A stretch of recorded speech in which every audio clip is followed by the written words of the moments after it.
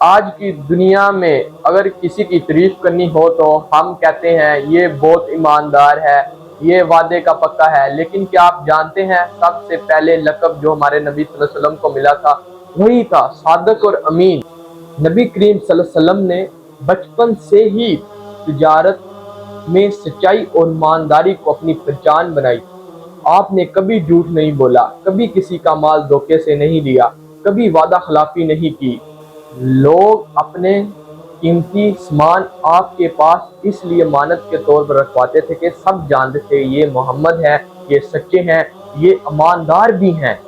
قرآن مجید میں اللہ تعالیٰ فرماتے ہیں بے شک اللہ تعالیٰ نے تمہیں حکم دیا ہے کہ مانتے ان کے اہلوں کے سپرد کرو۔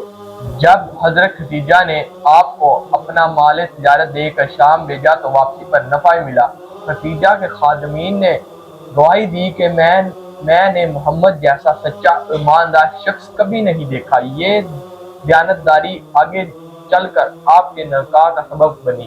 یہ پیغام ہمیں سکھاتا ہے کہ اگر ہم اپنی زندگی اور کاروبار میں سچائی اور دیانتداری اپنا لیں تو نہ صرف ہم لوگ اعتماد کریں گے دوسروں پر اور خود بھی امانت دار لانے کے قابل بن جائیں گے۔